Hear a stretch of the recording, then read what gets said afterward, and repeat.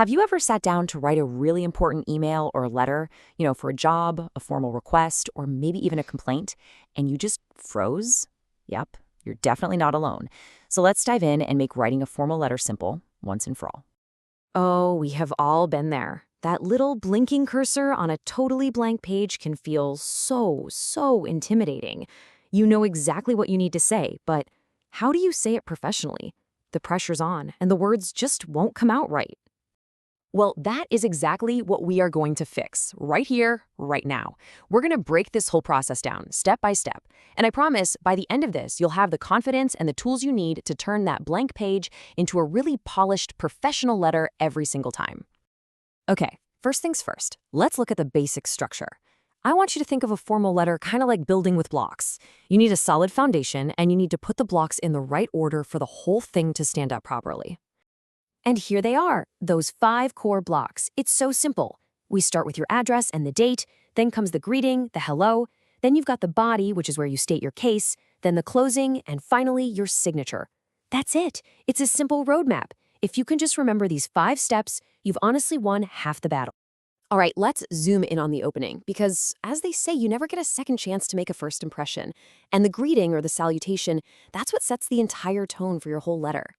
Just look at this. Look at the difference one single word makes. Hi is super casual, right? It's what you'd text a friend.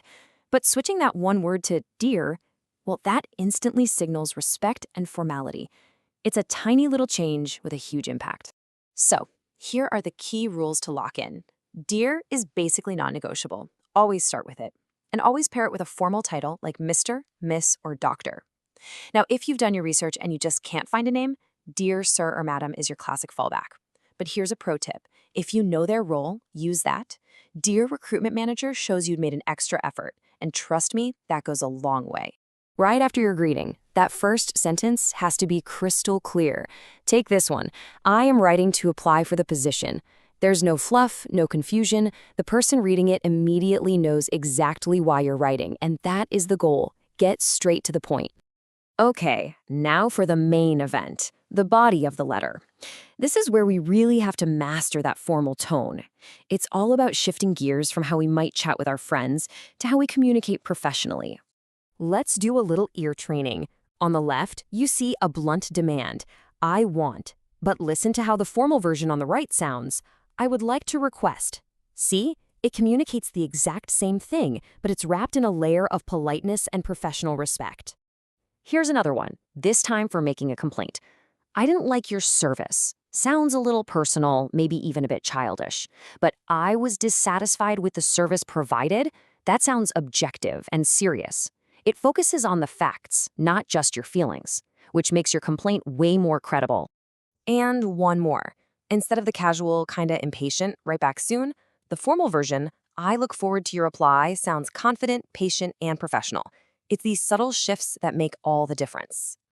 So what is a formal tone, really? Well, it's pretty simple. It just means using language that is clear, respectful, and precise. That means no slang, no abbreviations from texting like LOL or BTW, and no overly casual chatter. Just clean, direct, and respectful communication. We are so close to the finish line. We've built the letter, and now we need the perfect closing. How you sign off is just as important as how you start. You gotta end with confidence. There's actually a simple rule here. If you started your letter without a name, like Dear Sir or Madam, you end it with yours faithfully. But if you did use their name, like Dear Mr. Brown, then you end with yours sincerely. Now, if you're ever in doubt, kind regards is a fantastic, safe, and modern choice that works in pretty much any professional situation. Okay, let's put this all together. We've got the structure, we've got the tone, and we've got the closing.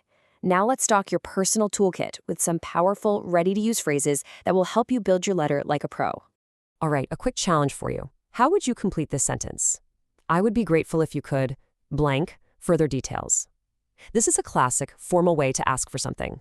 What word do you think fits in that blank? And there you have it, provide.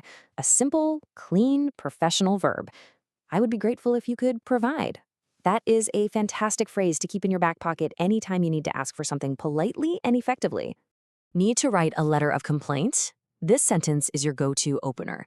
It's strong, it's direct, and it immediately sets a serious, formal tone. There is absolutely no mistaking your purpose when you start like this. And what if you need to arrange a meeting? This phrase is perfect. I would like to request is incredibly polite, and adding that little bit at the end, at your earliest convenience, shows that you respect the other person's busy schedule. And here it is. This is the classic professional way to end the body of almost any formal letter.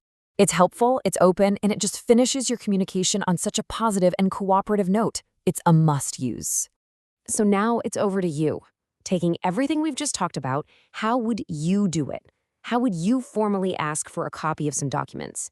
Think about it, because the answer isn't just about getting what you need. It's about asking in a way that builds respect and gets you the right result.